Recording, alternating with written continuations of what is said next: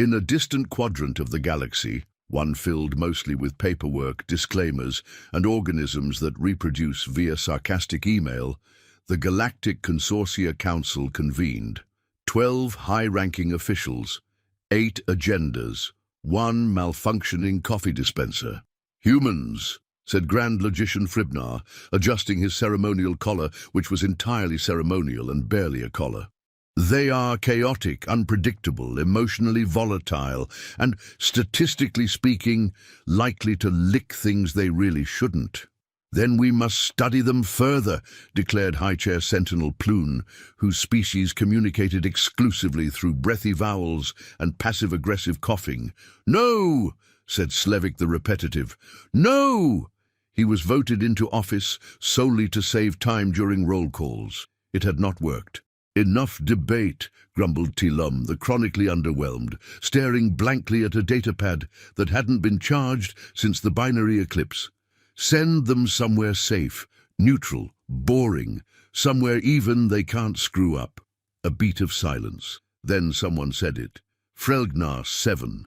The room gasped, or rather would have, had its members possessed lungs. Frelgnar 7. A Class 0 Deathworld. The least deadly category. No carnivorous fauna, no hostile flora. No erratic weather, tectonic activity, ancient ruins, or even mildly unpleasant smells. It was so utterly inoffensive, it had once won an award for planet least likely to inconvenience you. It was, by all accounts, a planetary bowl of oatmeal. Perfect. The motion passed instantly. "Send a handful of them," said Fribnar, scribbling something in the margins of the minutes that suspiciously resembled a resignation letter.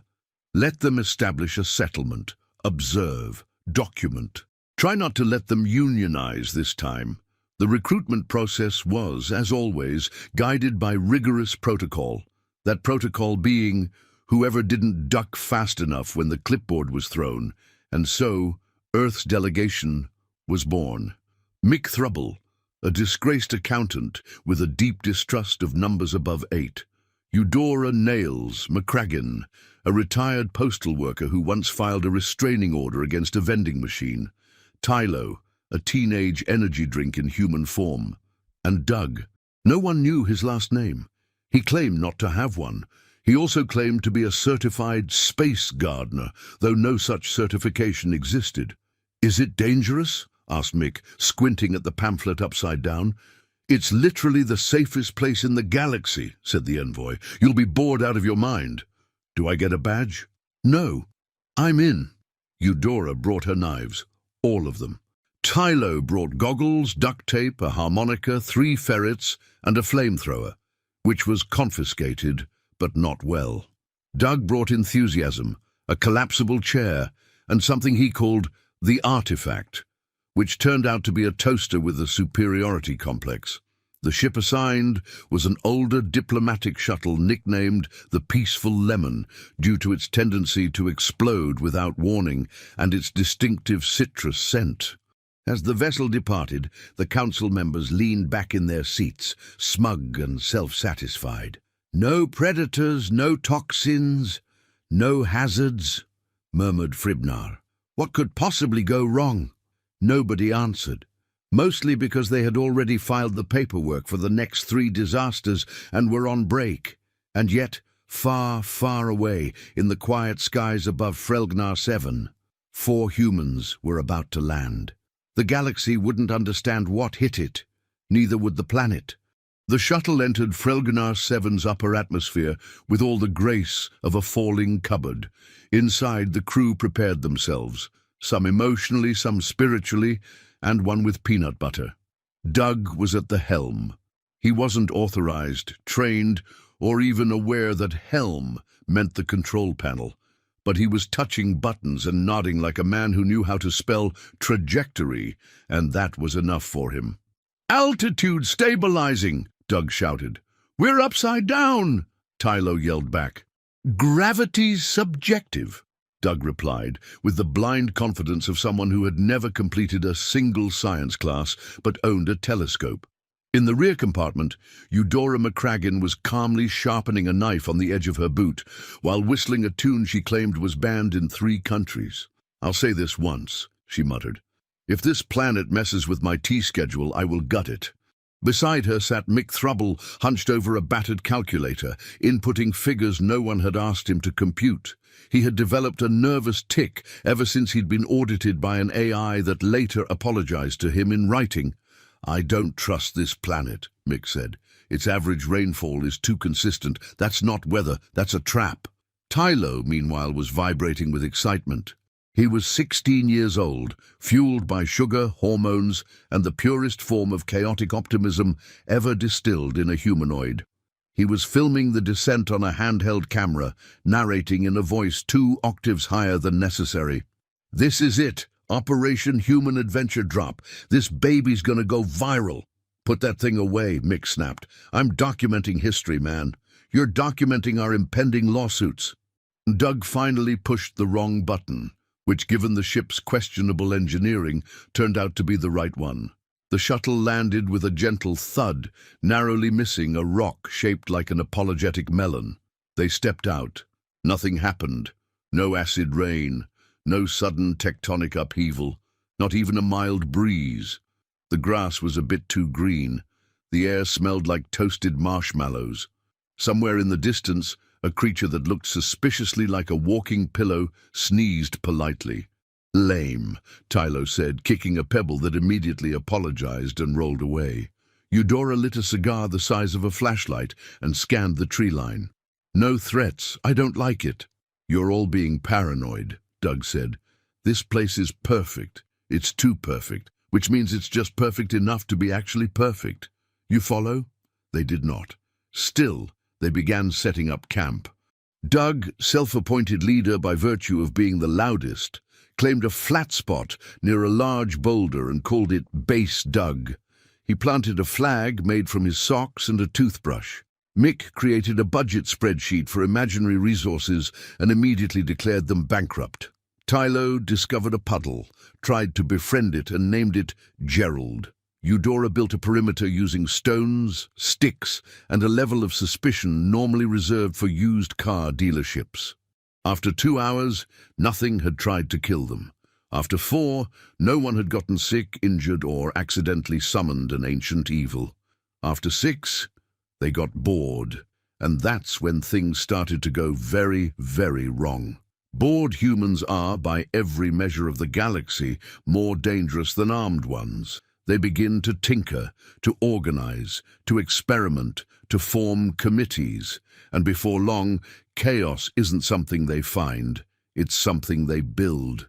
Doug decided to terraform a perfectly healthy meadow into a garden shaped like his own face.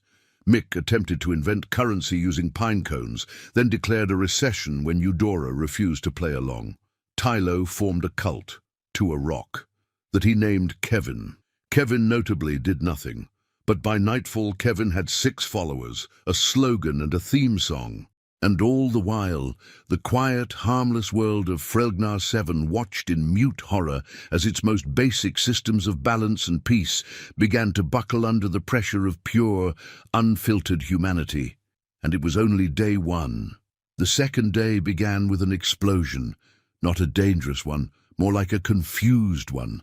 A small cloud of pink smoke erupted from behind a tree, followed by Tylo stumbling out, covered in glitter, clutching a burnt saucepan and grinning like he'd just discovered fire. "I was trying to make pancakes," he announced. "With what?" Mick shouted, appearing from his half-dug accounting bunker. "Bark and optimism." Doug, half asleep in a hammock he had somehow strung between 2 perfectly unbothered rocks, gave a thumbs up. "Respect the hustle, buddy." Eudora didn't comment. She was too busy wrestling a shrub, not trimming, not digging, wrestling. The shrub in question was perfectly inoffensive until she decided it was giving her attitude. By mid-morning, the first ecological shift occurred. It started when a small, fuzzy creature, later identified as a goffelflup, approached camp. It was about the size of a watermelon, shaped like a loaf of bread, and emitted the gentle hum of a dishwasher. Absolutely harmless, absolutely adorable. Tylo tried to teach it how to skateboard. Doug gave it a name. Jeff. Eudora tried to smoke it, not as a threat, just out of habit. The Goffleflup ran away in silent terror. But by the afternoon, 6 more arrived, then 20. Then an entire hillside of Goffleflups sat staring at the camp, vibrating softly in what appeared to be nervous group therapy. Mick was not handling it well. "They're watching us," he muttered. "They know something." "They're just animals," Doug said, adjusting his solar oven, which was currently cooking a sock. "Nothing is just anything when humans are involved," Mick snapped. "Do you remember the sandwich incident on Ceres Station?" Nobody wanted to remember that, especially the sandwich. As the sun reached its zenith, the planet began to change, not in any natural way. No tectonic shift, no magnetic disturbance, no looming planetary doom. Just weirdness. Grass began growing in crop circle patterns, only instead of symbols, it looked like crude stick figures doing cartwheels. The air picked up a faint scent of nachos. A tree spontaneously grew a swing, despite having no branches. By evening, Doug had built a fire pit shaped like a snail. Tylo hosted a Kevin's Followers seminar on the principles of enthusiastic confusion. Eudora trained a rock to sit. Mick declared a trade embargo against himself, then fined everyone for violating it. And then came the clouds. They weren't storm clouds, not even real clouds, just floating shapes, geometric, suspiciously symmetrical. They hovered above the camp like judgmental teachers, waiting for someone to admit who broke the stapler. That night, none of the humans noticed the clouds. They were too busy playing interpretive charades with the Goffleflups. On day 3, the planet started reacting. A species of native butterfly, previously known for its serene, gliding and peaceful existence, began dive-bombing anything that moved. Not violently, just aggressively, as if protesting its role in the food chain. And Doug was hit 17 times before breakfast. Tylo called it a friendly airstrike and declared himself General of Butterfly Command. Mick built a bunker for the bunker. Eudora gave a butterfly a tattoo. Everything was unraveling beautifully. And still, there were no predators, no earthquakes, no viral plagues. The planet remained a Class 0 paradise, just as it always had. Except now, it had a rapidly forming squirrel militia, a network of moss that glowed in the dark and formed the words, "Go away," and a swamp that began bubbling in Morse code. Back at the Galactic Council, no one had noticed. The latest report, submitted by an overworked probe, simply read, "All systems normal. Humans appear engaged." It was the most dangerous sentence ever written in galactic history. And Frelgnar 7 once voted, "Planet most likely to die of boredom," was becoming something else entirely. Unstable, unpredictable, human-compatible. By day 4, Frelgnar 7 was showing signs of psychological collapse. Not geological, not atmospheric. Psychological, as in the planet itself, the dirt, the trees, the clouds, the very topography, was clearly beginning to panic. You could feel it in the air. The grass grew in spirals now. The birds chirped in minor chords.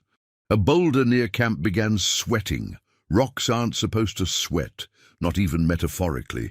Doug was making soup. He had declared himself Minister of Nutrition and Soup-Based Morale, and was now boiling unidentified roots in a pot made from half a satellite dish and a lot of wishful thinking. The soup was neon green and made a sound like someone whispering, "Why?" in reverse. "This'll put hair on your soul," Doug said, ladling it into a helmet. Mick watched from a distance, holding a clipboard and muttering calculations under his breath like a priest reciting sins. He had entered a phase of accounting-based denial. Every strange occurrence was now a line item in his growing spreadsheet of despair. "We're hemorrhaging logic," he said. "The economy of this planet is collapsing under pure nonsense inflation." We've moved from bartering pine cones to trading imaginary thumbs. What even is that? Tylo wasn't listening. He was too busy leading the third March for Kevin, during which his cult of rock worshippers danced around the sacred stone while chanting in a made-up language composed entirely of pizza toppings and sound effects. Kevin, as usual, said nothing, because Kevin was a rock. At one point, a nearby tree tried to uproot itself and leave. It failed, but the effort was appreciated. Eudora, meanwhile, had entered a state of full tactical paranoia. She had built a network of booby traps using kitchen utensils, bungee cords, and psychological warfare. Anything that approached the perimeter of Camp Unpleasant was immediately greeted with either a high-pressure sprinkler or a motivational speech delivered via megaphone at 3 a.m. "This place is testing us," she muttered, polishing her binoculars with a rag that may or may not have once been alive. "I can feel it watching." And she wasn't wrong. The planet had become reactive. It began developing a sense of anticipation, like it was holding its breath. The wind would pause whenever a human was about to do something particularly stupid, which, statistically, was every 6 to 7 minutes. Flowers bloomed in the shape of question marks. Puddles evaporated when Tylo approached, as if they'd heard stories. Doug constructed a makeshift gym out of logs and ambition. He called it the Sweat Dome, and began teaching yoga classes to the Goffleflups. The Goffleflups didn't bend, stretch, or move, but they hummed louder when Doug hit a good pose, which was enough encouragement for him to schedule a full 8-week program. Mick applied for a loan from himself, denied it. Sank into a full-blown existential spreadsheet crisis. Tylo began building what he described as an emotional bridge between species, which involved stacking chairs in the swamp and singing old boy band lyrics at birds. Eudora discovered that when she growled at a tree, the tree shivered. She now growled at every tree she passed, just to be sure. On day 5, the moon changed shape. Not position, shape. It became square for exactly 7 minutes, then rotated 180 degrees and turned plaid. No one acknowledged it, not out of calm, just because, by that point, the humans had moved beyond the capacity for astonishment. The final straw came when the moss began whispering bedtime stories. Bad ones. Structurally incoherent ones. Tylo tried to correct the plot. The moss told him to shut up. The planet was no longer reacting like an ecosystem. It was reacting like a character. And the humans, blissfully unaware that they had weaponized boredom into planetary madness, continued to build, to repurpose, to redecorate. Doug started a suggestion box. Eudora submitted a note that simply read, "This planet needs a good fight." The box burst into flames. Frelganar 7, once the most tranquil, undisturbed, inoffensive planet in known space, had developed something no other Class 0 planet ever had: anxiety. Far from the now sentient panic of Frelganar 7, deep in the bureaucratic nebula of Quanax 4, the Galactic Council was having lunch. It was a Thursday, which meant gelatin cubes and contractual avoidance of responsibility. Grand Logician Fribnar glanced at the latest status report while spooning translucent goop into his face slot. It says here the humans have settled in. "Excellent," said Councillor Plun, who had just discovered the art of nodding and was very proud of it. "Adaptation appears complete," Fribnar continued. "Camp stable, no casualties, Goffleflup population increasing, indigenous species exhibiting cooperative behavior, and one line that says, 'The grass seems tense.'" He frowned. Should grass feel tense? Slevik the Repetitive replied, "Grass cannot feel tense. Grass cannot feel tense." Fribnar squinted harder. "The next page is just a crude sketch of a man labeled Doug riding a mushroom like a horse." There was a long, uncomfortable pause. Zool, the comedic observer, floated into the room upside down, not as a statement, just because he found gravity uninspiring. "You're all fools," Zool said cheerfully. "The planet's developing symptoms." "Of what?" asked Fribnar. "Human proximity disorder. Early signs include spontaneous architecture, illogical weather patterns, and the development of basic sarcasm in small mammals. "That's ridiculous," said Plune, accidentally eating part of his tray. "Frelgnar 7 is a Class 0 Deathworld. It's the galactic equivalent of lukewarm soup." Zul blinked slowly. "Have you met humans?" Fribna waved dismissively. "They were sent to a peaceful, non-reactive biosphere. No predators, no pathogens, no potential for conflict." "They are humans," Zul repeated. "They will manufacture conflict out of leaves, out of boredom, out of each other." Fribna rolled his eye cluster. "Well, until I get a report that says planet is actively trying to resign from being a planet, I'm going back to lunch." Meanwhile, back on Frelgnar 7, the swamp had unionized. Yes, the swamp. No one knew how. Doug had declared himself its official ambassador and was currently in diplomatic negotiations with a lily pad. The lily pad was winning. Mick, in a fit of financial nihilism, had introduced a complex banking system based entirely on sand. Interest rates changed hourly based on the position of Tylo's left shoe. Several Goffelflups were now in debt. Eudora had built a gladiator pit, out of spite.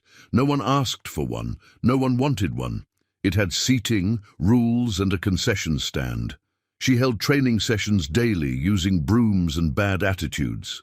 Tylo began sculpting what he claimed was an emotional statue representing the internal struggle of Frelgnar's biome.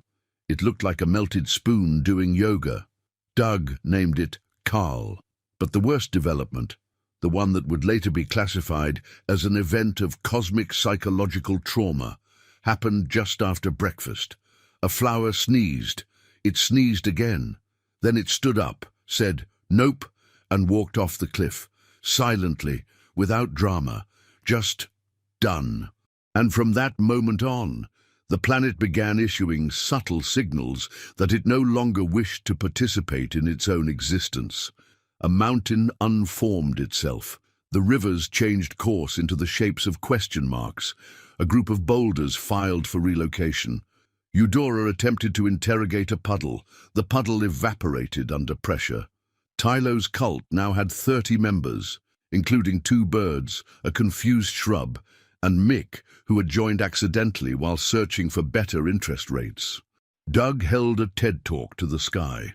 The clouds responded by spelling out no, but no one, not a single human, stopped to ask whether any of this was normal, because for them, it was. Back at the council, Zul submitted a formal notice.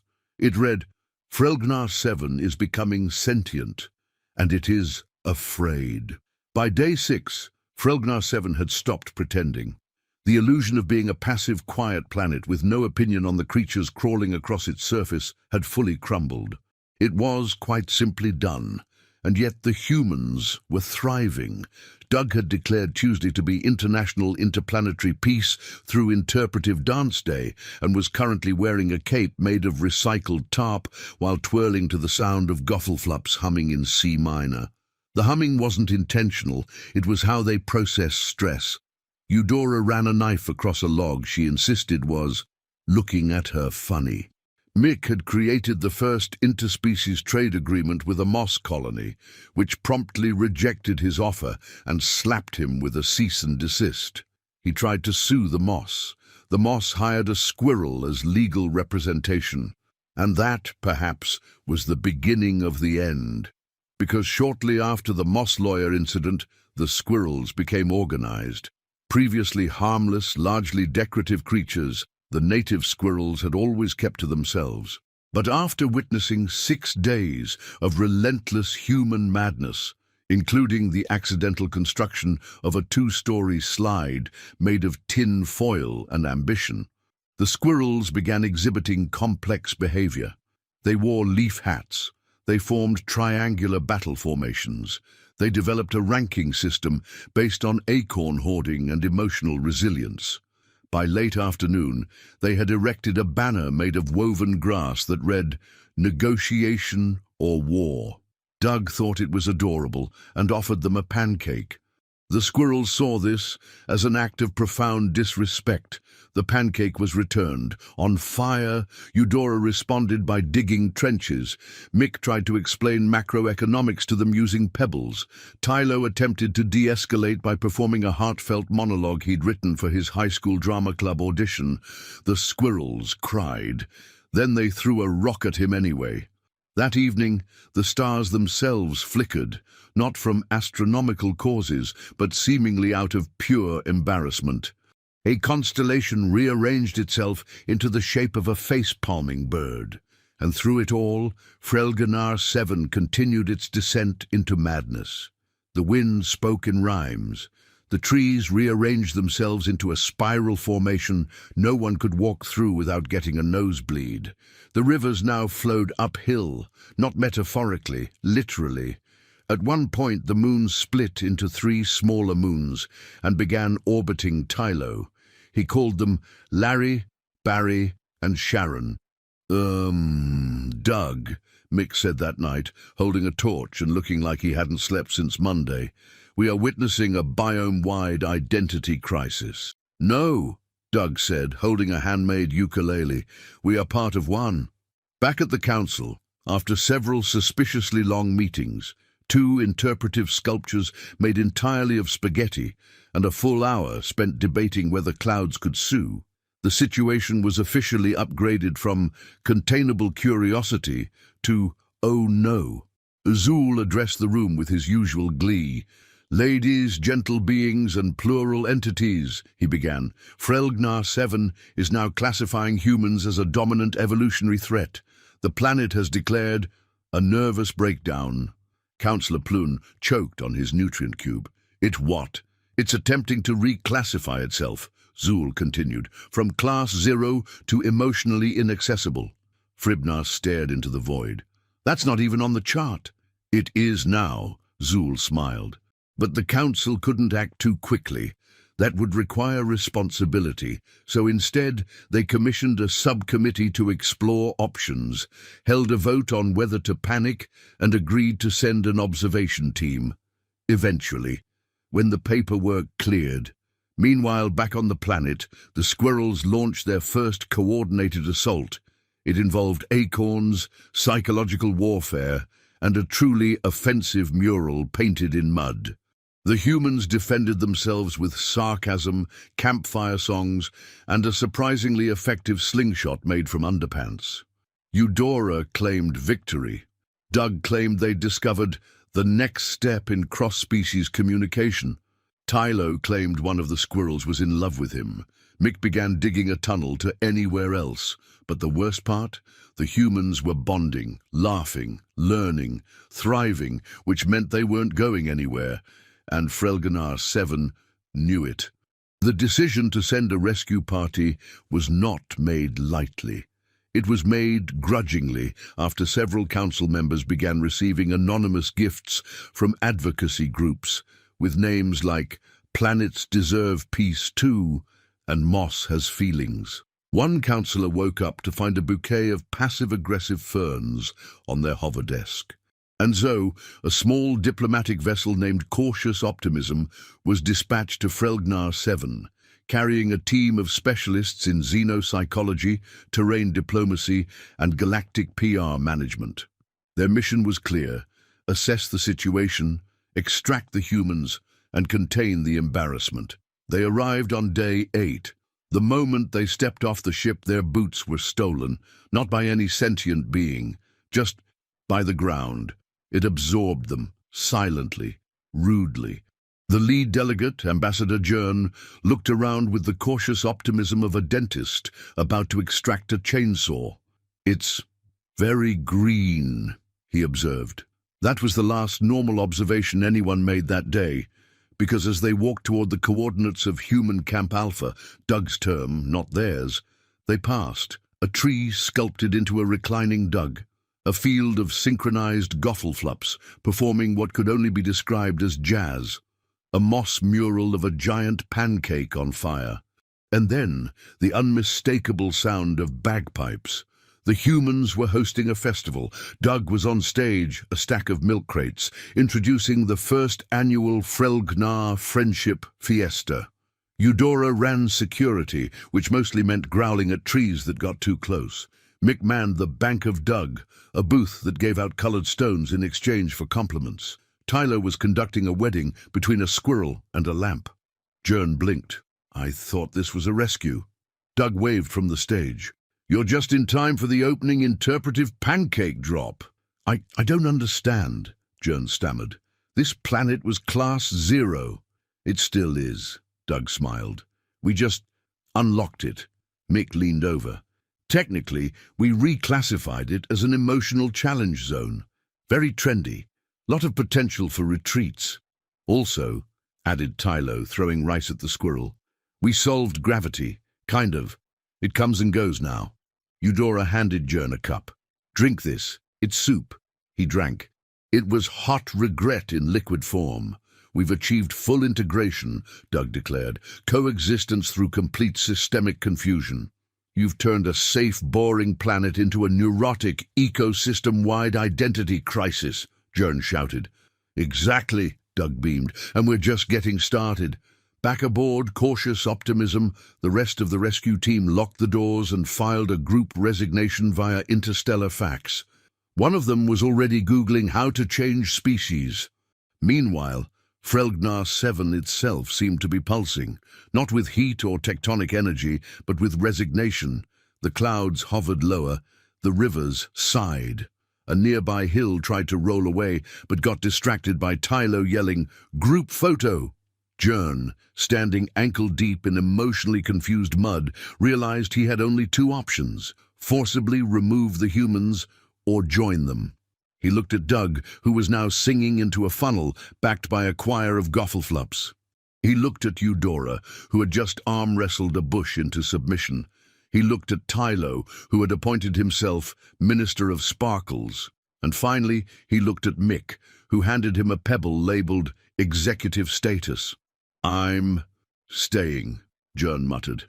Welcome to the chaos, Mick said. We have soup. Somewhere, on the far edge of the galaxy, a sensor beeped. A data log updated, and a note was quietly added to Frelgnar 7's planetary profile. Hazard level unknowable.